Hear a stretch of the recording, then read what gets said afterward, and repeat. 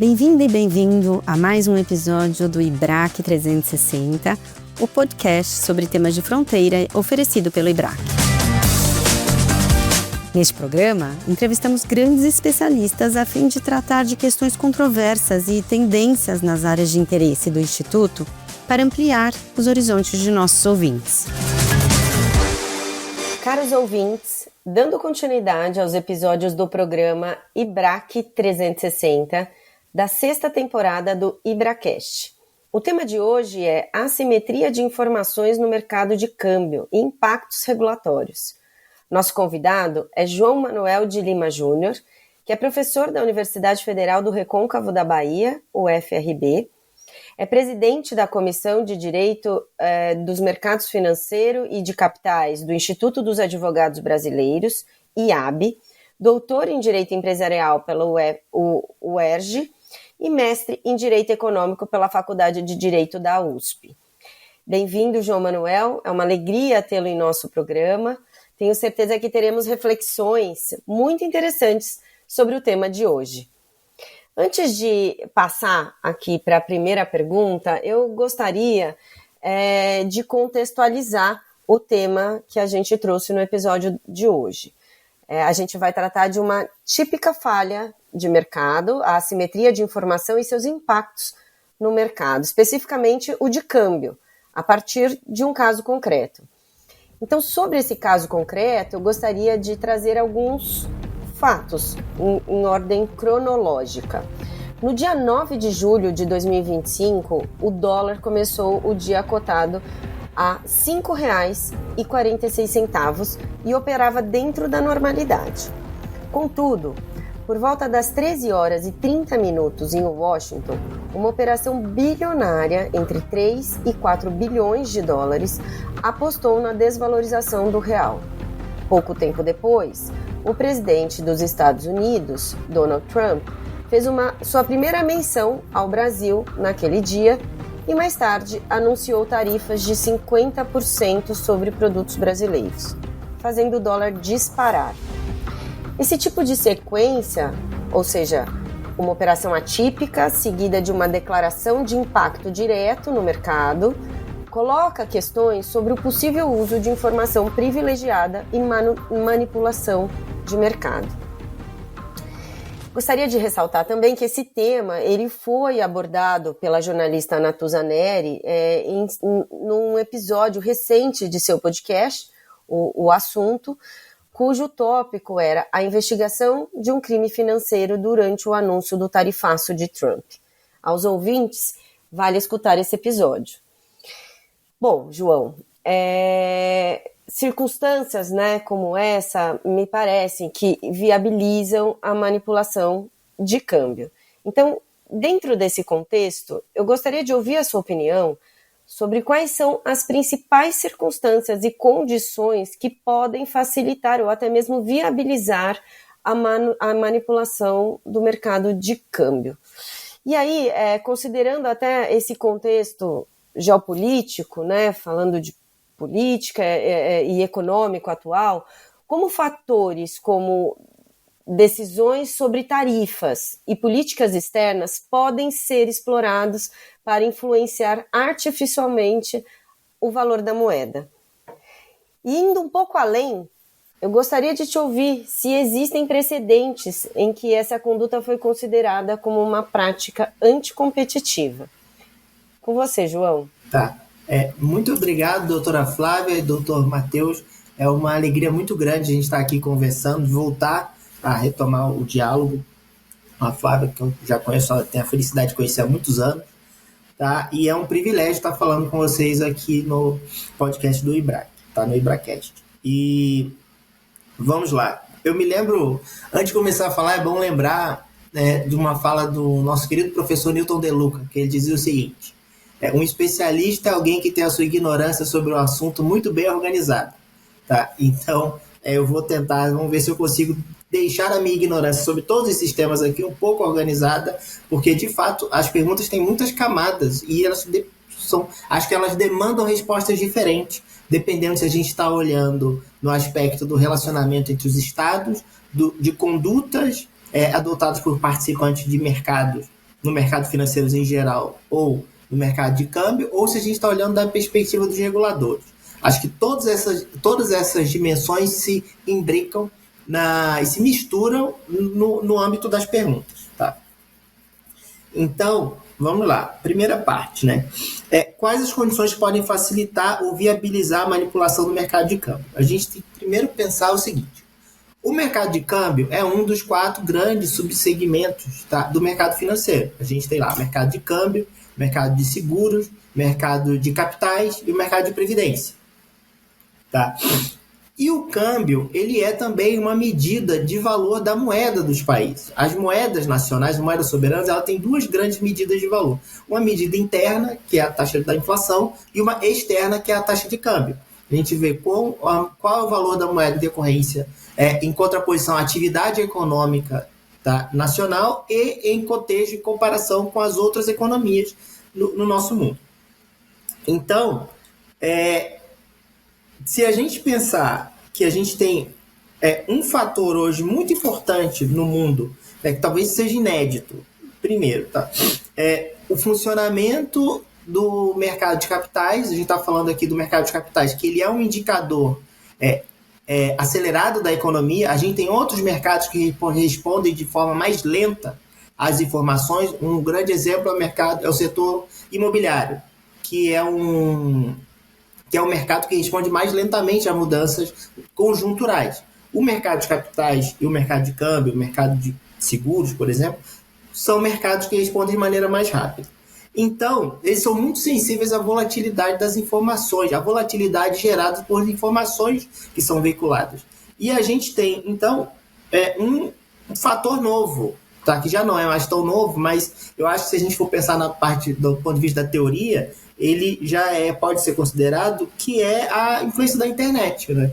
A internet talvez seja um indicador mais avançado ou tão acelerado quanto as variações dos preços de ativos financeiros negociados nos mercados organizados de valores imobiliários, onde estão aí, por exemplo, os derivativos de câmbio que foram utilizados nessa operação que você mencionou no seu exemplo. Tá? Porque lá no caso que foi uma compra gigantesca de dólares e um short com real, ou seja, o lançamento de opções de venda, ou seja, uma grande aposta alavancada na baixa do real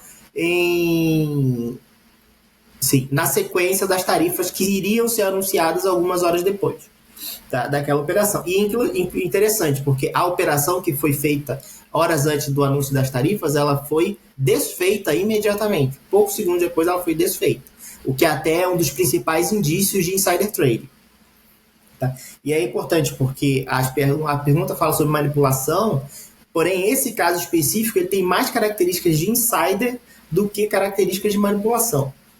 O tempo em que o ajuste do timing da operação, o tamanho dela e o fato de ter sido uma operação única, denotam talvez que a gente esteja falando mais do caso do insider do que do caso de manipulação de mercado, que demanda outros elementos. Isso é interessante porque assim, alguns ilícitos do mercado financeiro eles são muito próximos. Vou dar aqui 3 exemplos. Manipulação de mercado, insider trade e front running. São 3 tipos de ilícitos que são muito fáceis de serem confundidos uns com os outros. Vou dar um exemplo. A postagem, essa notícia desse potencial insider ou manipulação de mercado que foi feita no dia do anúncio das tarifas, foi feita uma postagem do investidor americano, acho que Spencer Hakimian, no nome, se eu não me engano, e um gestor de fundos americano, e na própria postagem dele, ele fala sobre front running. Ele não está falando sobre insider trading, a gente está aqui tentando, a partir dos mesmos fatos, falando de manipulação de mercado. Tá? E eu acho que a gente tem que separar um pouco o joio do trigo para entender do que a gente está falando. Por que essas condutas se misturam? Porque a prática do insider, por mais que o objetivo seja de quem praticou, seja obter um resultado financeiro positivo a partir da negociação com base em informações privilegiadas, ela tem sim uma cauda, um efeito, uma consequência de manipulação de mercado. Porque o insider ele gera volatilidade. Por exemplo, a gente teve aqui nesse exemplo uma grande movimentação feita num timing quase perfeito com o anúncio da tarifa, que gerou um ganho muito grande para algumas pessoas. E assim, é importante ver que foi uma ordem, não necessariamente foi apenas uma pessoa. É possível a gente ter ordens agrupadas, ou seja, uma grande ordem que depois o resultado delas é distribuído para veículos de investimentos diferentes. Uma operação em potencial insider como essa necessariamente gera volatilidade no mercado. E essa volatilidade tem um efeito de manipulação.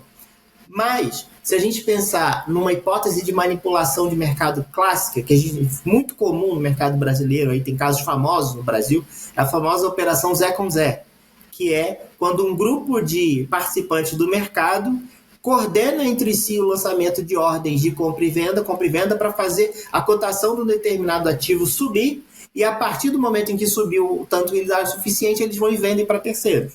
E aí tiram esse resultado. Esse é um exemplo de manipulação, ou seja, as pessoas praticaram os atos ao longo de algum tempo para gerar aquela espuma, aquela fantasia de valorização e a partir daí extrair riqueza do mercado ou extrair riqueza de outros investidores. Tá? Então, voltando aqui, eu não sei se consegui ficar claro, mas a ideia é a gente separar esses ilícitos. E o front-running o que a teoria fala e o que está citado lá na postagem é quando algum operador do mercado, por exemplo, algum operador de mesa, ele recebe uma notícia que vai ter uma ordem de compra ou de venda no ativo muito grande. E aí ele, sabendo que aquela ordem vai ser dada, ele vai e se antecipa.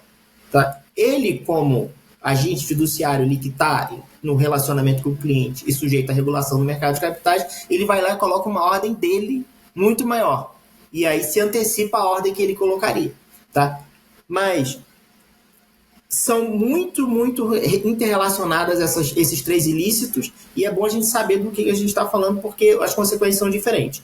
No Brasil, inclusive, são crimes diferentes. Manipulação de mercado está previsto lá no artigo 27C da Lei 6385, tá? E Insider Trading está lá no 27D, tá? Da 6385. As penas são diferentes. A pena por manipulação de mercado ela vai até 8 anos e a pena por insider vai até 5 anos.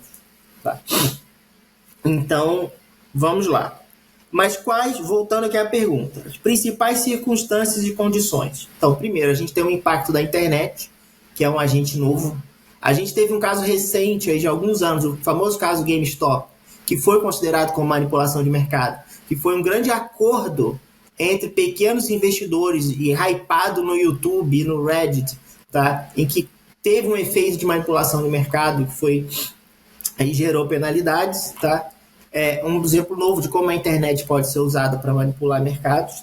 E agora a gente tem um evento que talvez seja inédito na história moderna, que é o próprio presidente dos Estados Unidos, a maior economia do mundo, é um agente midiático que usa os canais lá deles na internet. Para o bem ou para o mal, são decisões do presidente dos Estados Unidos sendo veiculadas na internet e, por óbvio, ele sendo quem o que ele fala é levado a sério e isso gera bastante impacto. Tá?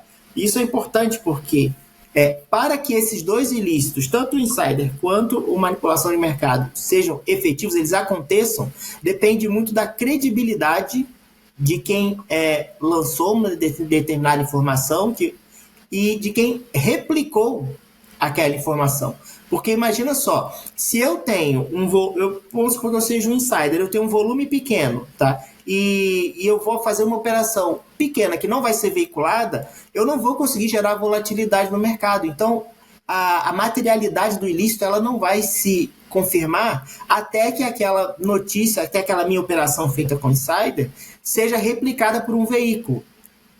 Imagine o seguinte, eu sou um insider que eu tenho uma participação muito pequena de investimento em qualquer mercado, pode ser de câmbio ou de capitais. E aí, um veículo extremamente respeitado como sério vai lá e noticia.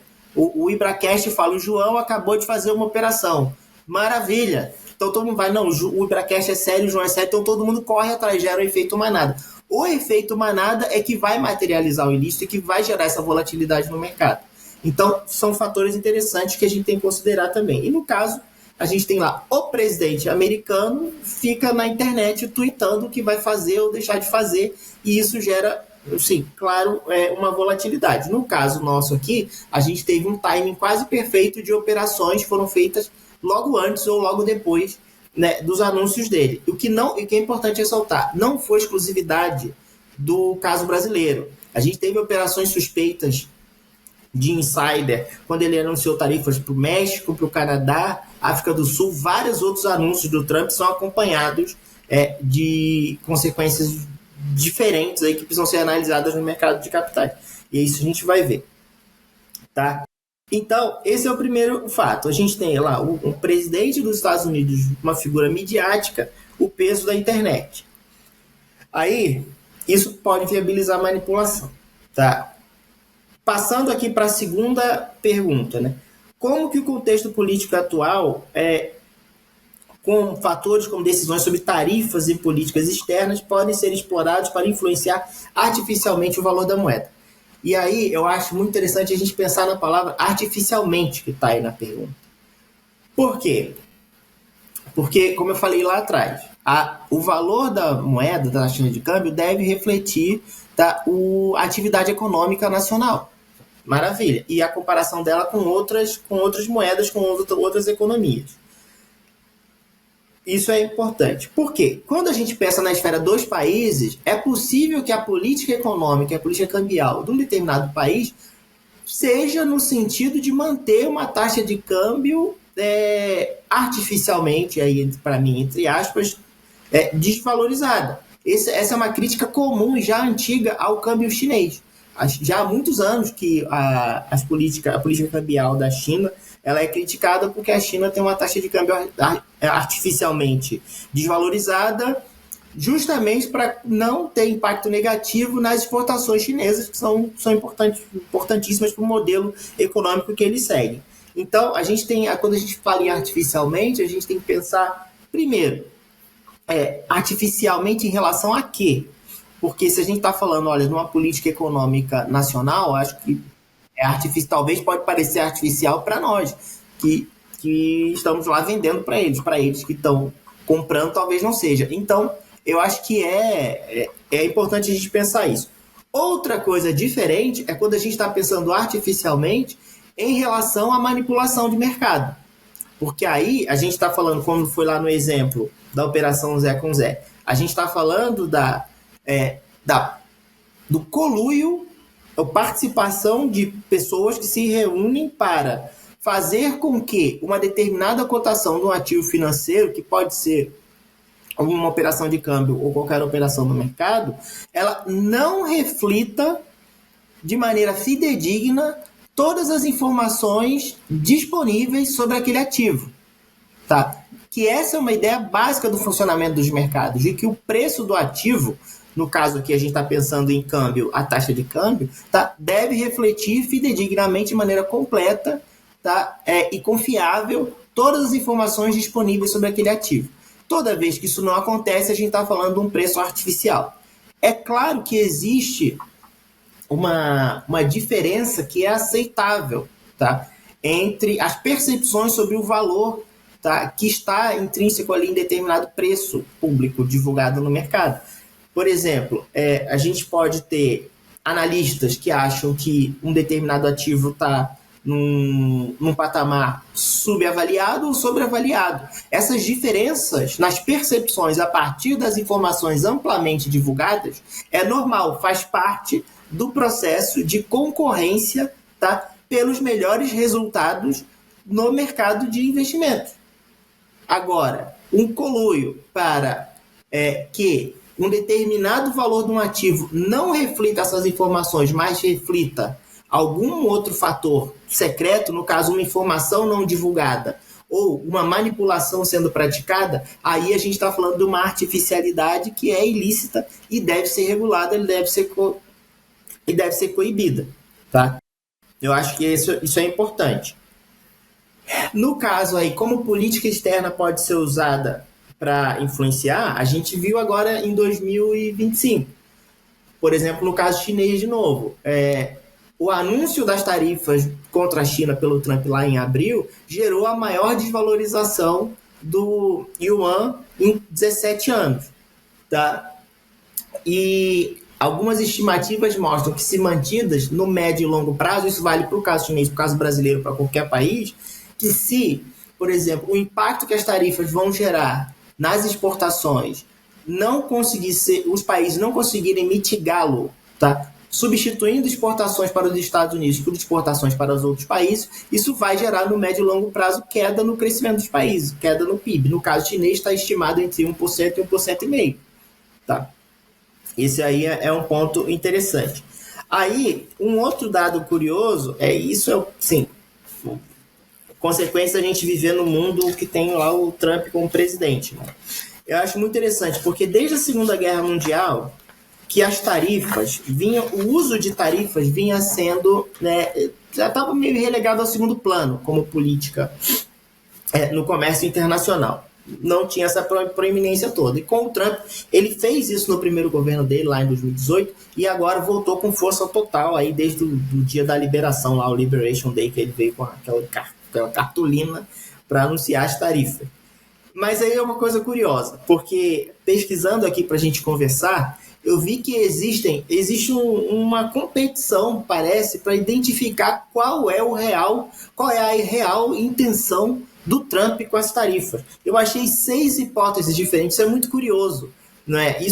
Na verdade, isso é triste, porque o presidente dos Estados Unidos ele sempre foi, talvez seja o cargo mais respeitado, mais sério, mais celebrado, mais poderoso do mundo, e a gente tem uma pessoa que talvez tome decisões que sejam um pouco incoerentes com alguém que deveria ser o líder do mundo livre, e, no entanto, ele gera essa volatilidade, essa dúvida toda no mundo. Quais são as 6 possíveis razões para essas tarifas, né? Além do impacto negativo, né, naturalmente esperado nos outros países? Primeiro, tem uma discussão sobre insider trading, que na verdade é uma crítica que vem sendo feita de que elas são tantos episódios de insider relacionados com o anúncio e desanúncios das tarifas, que, olha, há quem diga, sendo ele um homem de negócios e agente no mercado financeiro, de que isso tudo, na verdade, é uma grande operação para viabilizar esses anúncios dele na internet, essas tarifas que ficam sendo instituídas e pausadas, serve só para criar possibilidade de insider trading. Uma outra possibilidade é que, na verdade, a ideia dessa guerra tarifária que vem sendo lançada pelos Estados Unidos em 2025 não é relacionada com o insider e nem mesmo com a guerra tarifária, lançar a guerra tarifária com outros países, mas, na verdade, é uma yield war, que é uma guerra de juros. Que, na verdade, todo esse impacto tarifário tem como objetivo reduzir os juros pagos, desvalorizar os títulos emitidos pelo Tesouro Americano. Uma terceira possibilidade, né, é que essas tarifas foram criadas para tentar compensar a perda de arrecadação dos Estados Unidos com deduções recentes, isenções recentes do imposto de renda, tá, que vem caindo. Um outro quarto, que é talvez o anúncio declarado, né, reduzir o déficit comercial americano, tá? O quinto seria, na verdade, um instrumento de política industrial, né, para tentar reindustrializar os Estados Unidos, é o ponto mais criticável, né, e mais duvidoso da eficácia, tá? E o sexto são os argumentos de segurança nacional que o Trump vem usando. E é muito curioso a gente estar vivendo num mundo em que a gente tem que ficar tentando imaginar qual é a real motivo, qual é a razão que está por trás de uma determinada política adotada pelo governo americano que impacta a vida de todo mundo, todos os mercados, todas as pessoas do planeta. Tá? Beleza.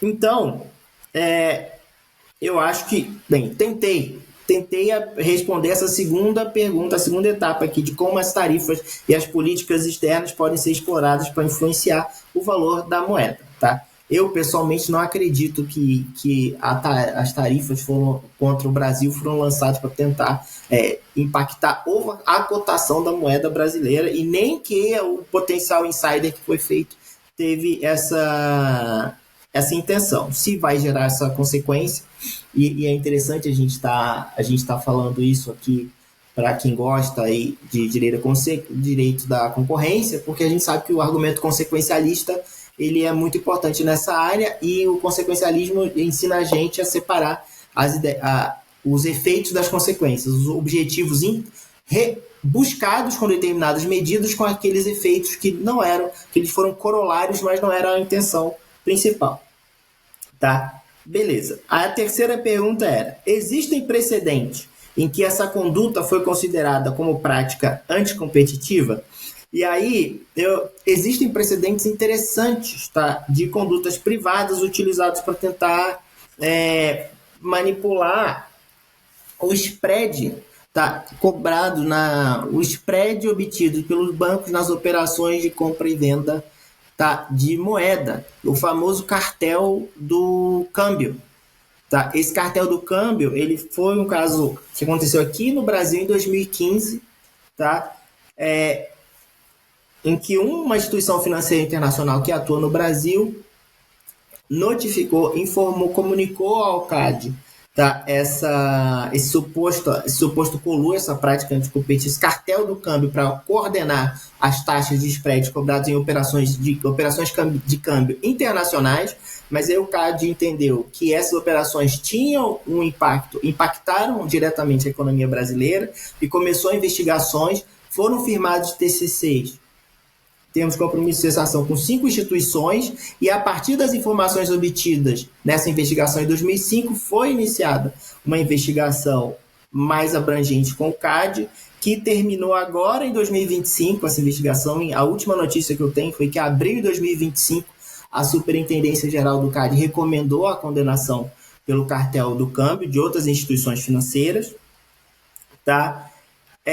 Mas que isso vai ser julgado ainda lá pelo Tribunal Administrativo do CAD. Tá? Então vamos aguardar, ver qual vai ser o resultado desse caso. Tá? Então acho que esse foi um caso interessante de um cartel, um suposto cartel que gerou um efeito de manipulação no câmbio. O interessante na justiça, essa discussão sobre o cartel, na justiça brasileira, essa discussão sobre o cartel do câmbio, inclusive, ela teve uma sentença que disse: olha, a manipulação de mercado não se confunde com o cartel. É um ilícito específico e até teve um declínio de competência na Justiça Federal, dizendo: olha, esse caso não é de cartel, é um caso de manipulação, são ilícitos diferentes. Tá? Interessante, até um tema aí para ser estudado. A gente sabe que cartel é um tema muito caro na reflexão institucional brasileira, de repente alguém se empolga, um dos nossos ouvintes se empolga, escrever um artigo aí sobre as diferenças entre manipulação de mercado e cartel. Acho que seria muito, muito interessante ler esse texto. João, muito obrigado pela sua resposta. Acho que você deu um diagnóstico super abrangente sobre as circunstâncias em que há algum tipo de manipulação, aí, insider trading ou front running.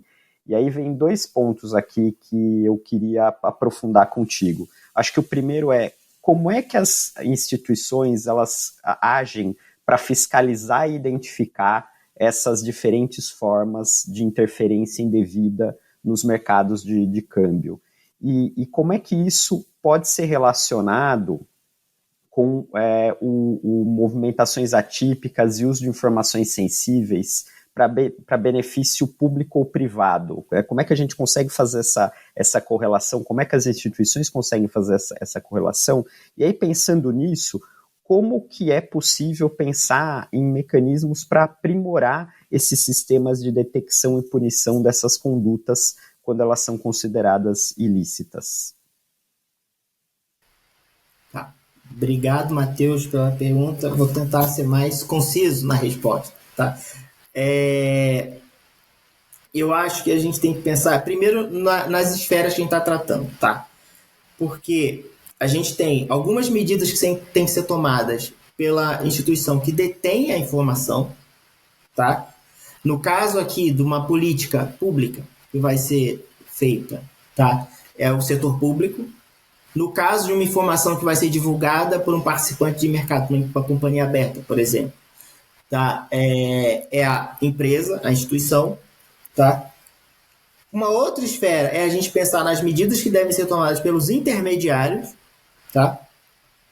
Que estão sujeitos à regulação do Banco Central, da Comissão de Valores, da CVM, da Comissão de Valores Imobiliários, e as instituições e as medidas que devem ser tomadas pelas instituições que regulam, tá? Os reguladores e autorreguladores, os mercados organizados de bolsa e balcão.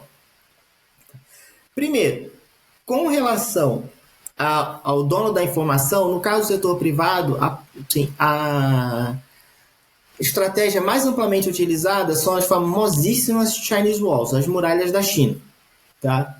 Que são medidas para evitar, são algumas medidas simples até, mas que são usadas para evitar o vazamento de informações nos ambientes profissionais. Por exemplo, total segregação entre áreas. A área que, por exemplo, faz consultoria tem que ficar num andar diferente da área que faz gestão. Tá? O departamento, a diretoria de relações com investidores não pode ter nenhum contato, de repente fica até numa sede própria com todas as outras áreas de uma empresa. São medidas de processos de pessoal e de espaço físico e guarda de informações para tentar evitar isso. Essas são as medidas mais comuns e amplamente utilizadas. Usam nos Estados Unidos, usam no Brasil. Qual é o problema? A experiência mostra que as Chinese Walls elas são muito eficazes para evitar o vazamento não intencional de informações. Mas o vazamento intencional, elas são um pouco eficazes. Essa é uma das principais dificuldades da gente coibir o insider, porque é muito difícil. Por exemplo, se a gente imagina, olha, tem um clube, diretores de companhias que atuam no mesmo setor, frequentam o mesmo clube, moram no mesmo bairro, e é muito fácil que eles simplesmente possam se encontrar para trocar informações, quaisquer que sejam. Tá? Vínculos familiares, tem uma série de outros vínculos que acontecem extramuro das instituições que permitem que as informações sejam passadas. Tá? Tem um caso interessante agora, a gente está pensando no titular da informação. No caso de uma informação que seja gerada pelo poder público, tá? É um caso bem mais interessante até, do ponto de vista teórico.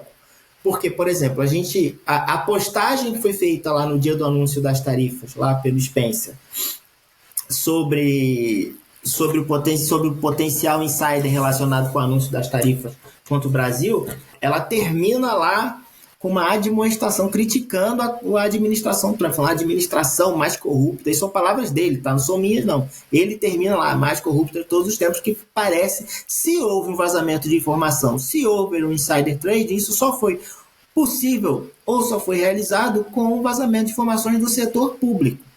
E aí, isso fica muito interessante, porque essa é uma discussão nova para o contexto brasileiro, mas é uma discussão já muito antiga nos Estados Unidos. Nos Estados Unidos, eles têm o STOCK Act, que é o Stop Trading on Congressional Knowledge Act, uma lei que foi aprovada em 2012 durante o governo Obama, que ela não conseguiu proibir exatamente negociações de mercado de capitais por participantes, servidores públicos ou agentes políticos. Mas ela dizia o seguinte, olha, as pessoas vinculadas à estrutura do Estado, elas devem comunicar as suas operações ali no prazo de 30 dias, tá? E se elas falharem nessa comunicação, tem uma multa, tá? Isso para quê? Para dar uma transparência, tá? Para que eventuais hipóteses de insider, se acontecerem, pudessem ser fiscalizadas, tá? Também é uma lei, já hoje em dia ela é criticada porque não teve nenhum caso de condenação, ninguém recebeu multa com base nela.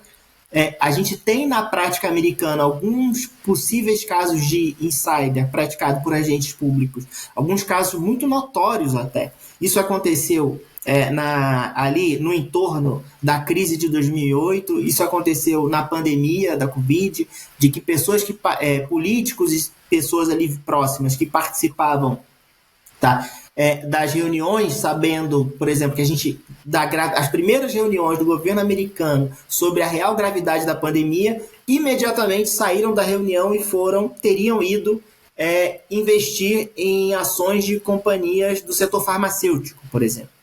Ou congressistas que participam de comitês setoriais e investem em ativos emitidos por companhias afetadas pelas políticas que eles fazem.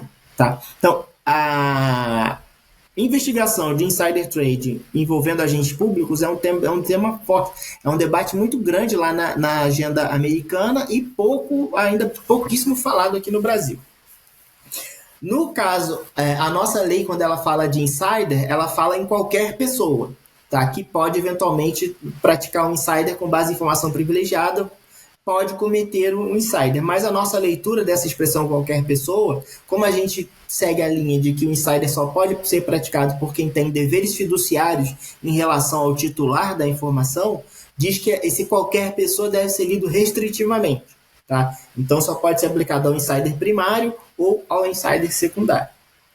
E aí a gente não tem, pelo menos não conheço a discussão sobre insider praticado por agentes públicos no Brasil. Talvez ainda, vamos ver como a coisa avance aí a partir de 2025. Tá? O Código Penal da Espanha tem um artigo muito interessante, que é o artigo 442, que expressamente criminaliza o insider praticado por servidor público e por agente público. Isso é bem interessante. No Brasil, tá, a gente tem opiniões aí doutrinárias. Aí os professores Nelson Ziric e Modesto Carvalhosa dizem expressamente que, por exemplo, se algum agente, se algum regulador, alguém que esteja lá na CVM do Banco Central, sabendo que vai ter uma medida, uma regulação que vai impactar os ativos, eles não podem, se eles agirem com base nessa informação no mercado, eles vão ser penalizados também, vão ser acusados, vão poder ter cometido um insider trade ou manipulação de mercado. Tá? Isso é bem interessante, mas é o que a gente tem de mais avançado em sede de doutrina. Tá? Uma positivação expressa a gente não tem. Se a gente quisesse pegar isso, a gente teria que ver o crime de divulgação de informação sigilosa, corrupção, é uma outra situação. Tá? Aí agora vamos passar para a esfera dos intermediários. Tá? Os intermediários, eles são obrigados a ter políticas de conheçam seu cliente, que é Know Your Client. Tá? Então, eles são obrigados a analisar o perfil dos investidores que eles atendem para saber se uma determinada operação que foi feita está de acordo com o histórico daquele cliente. Isso é muito claro em hipóteses até de condenação que a gente já teve no Brasil sobre insider. Tá? Porque a gente teve casos em que pessoas que não tinham nenhum histórico de negociação abriram a conta corrente na corretora, um dia, na semana seguinte, acertaram uma operação e aí depois foram lá e fecharam a conta. Sim. Ou seja, a pessoa sem nenhum histórico, uma negociação num volume incompatível com a renda que ela declara e aí faz operações muito grandes. Então, elas têm a obrigação de monitorar isso. Ver se acompanhar o perfil das operações que são feitas diante de cada pessoa e tal. No caso de pessoas vinculadas que têm ao poder público, tem que ter regras específicas para monitorar as operações feitas por pessoas expostas politicamente, as PECs. Tá? Porque aí tem que verificar a origem dos recursos, se podem ter decorrido ou não de corrupção. Tem todo um trabalho de fiscalização que deve ser feito. E o cumprimento desse trabalho de fiscalização pelos intermediários é exigido pela CVM e Banco Central, que fiscalizam essas instituições. Tá? Aí agora, vamos passar para a terceira esfera, que é a esfera dos reguladores. Tá? No caso dos reguladores, a gente tem principalmente políticas que determinam a qualidade da informação e a quantidade da informação para atender lá o princípio do full and fair disclosure, né? Isso é o que a gente tem, já que a assimetria de informações é a principal falha de mercado tratada na regulação do mercado financeiro, principalmente mercado de capitais. Quando a gente pensa em mercado financeiro, a atuação do Banco Central, principalmente depois da crise de 2008, passou a ter um foco muito maior em risco sistêmico, né? E, por exemplo, risco prudencial, etc. E no caso do mercado organizado, das medidas de autorregulação. Um exemplo, por exemplo, o que a gente pode citar é o circuit breaker.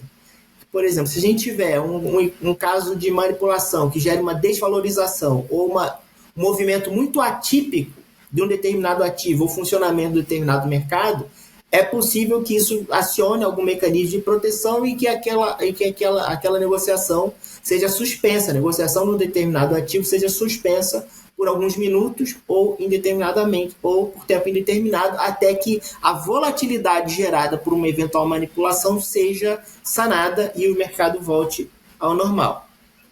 Tá? Então, era isso. João Manuel, muito obrigado pelo contexto aí das ferramentas, né, que as instituições têm para lidar com esse fenômeno aí da intervenção indevida nos mercados de câmbio. E aqui vamos mudar um pouquinho do assunto, mas aproveitando a sua produção acadêmica, né, que ela aborda a sustentabilidade e meio ambiente a partir da regulação do mercado financeiro.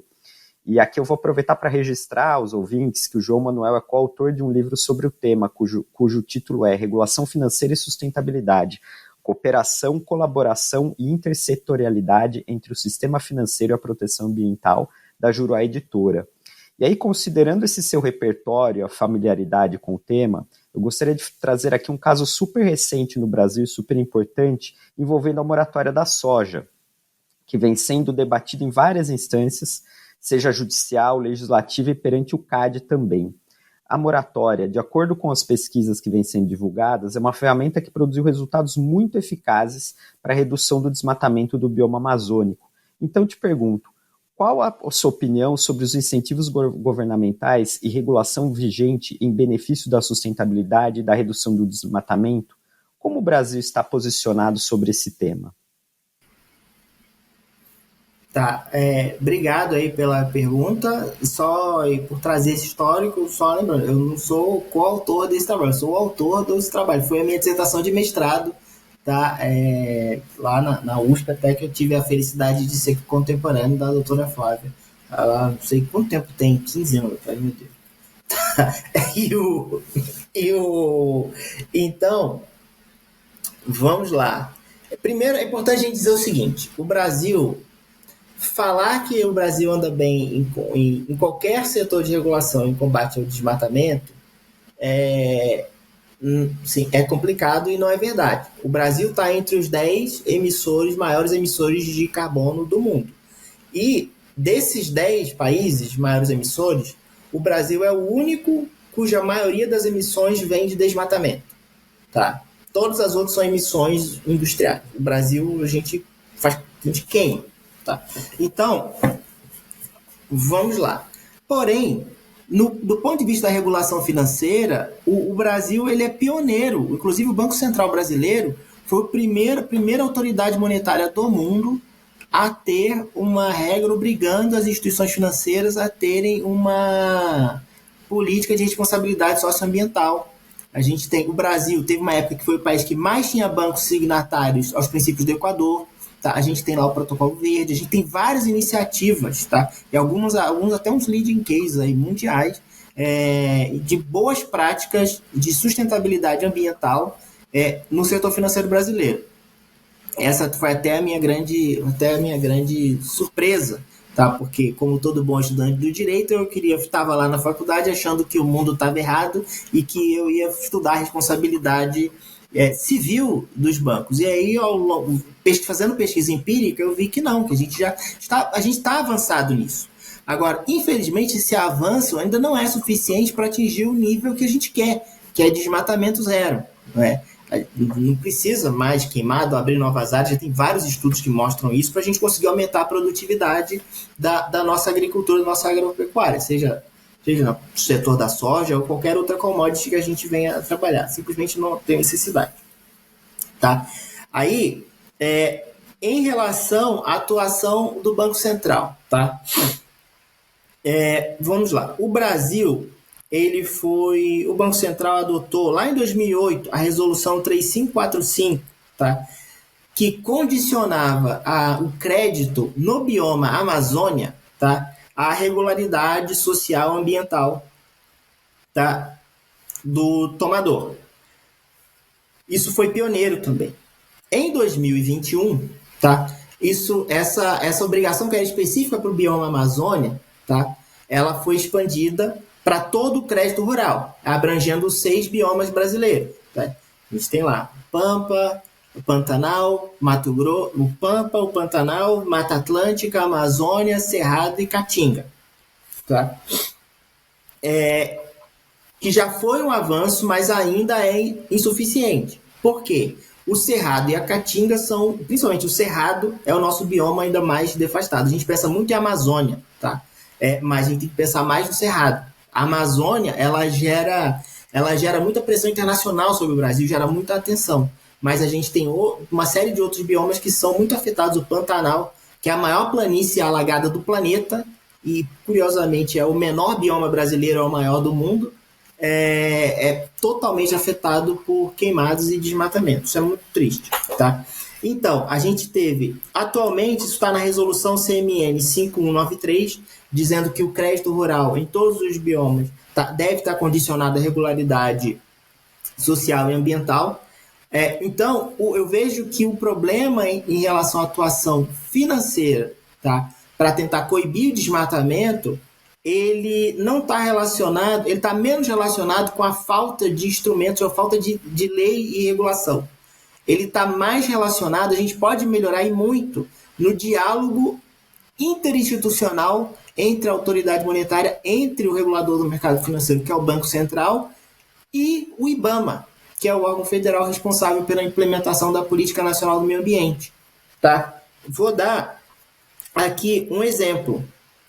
A gente tem lá, no artigo 12 da Lei da Política Nacional do Meio Ambiente, a previsão de que o financiamento público, tá? As instituições públicas não podem financiar, tá, atividades danosas ao meio ambiente. Está lá no artigo 12 da Lei 6938 de 81. Tá? Mas não fala nada dos financiadores privados.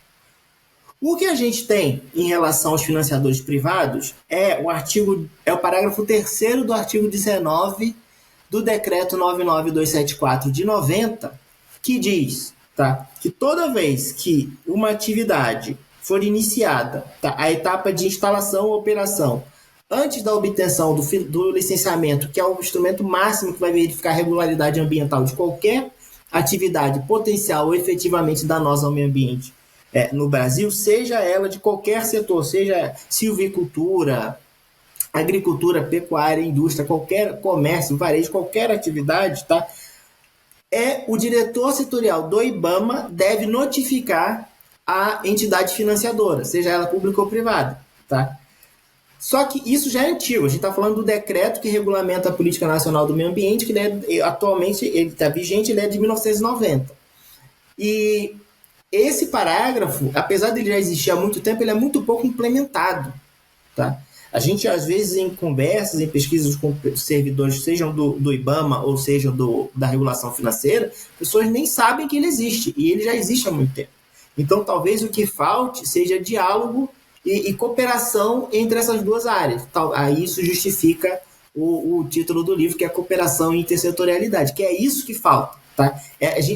Os nossos problemas estão no âmbito da implementação de políticas públicas e menos na positivação de regras. Né? Eu tenho um professor, até meu orientador, o professor José Gabriel, que ele sempre fala, se regra fosse bom, o Brasil seria uma mistura de Luxemburgo com Suíça, porque só de legislação federal são mais de 16 mil.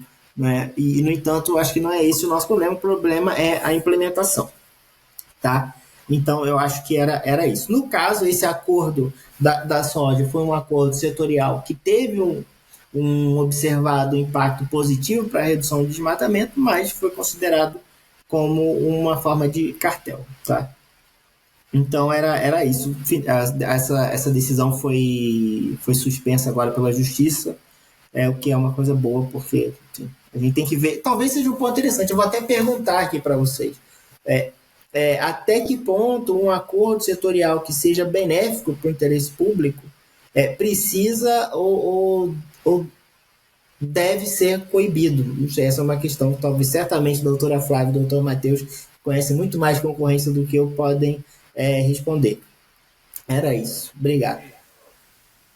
Bom, vamos guardar essa pergunta então, João, para o nosso próximo bate-papo aí e também acompanhando, a gente vai acompanhar os desdobramentos desse caso envolvendo a moratória da soja.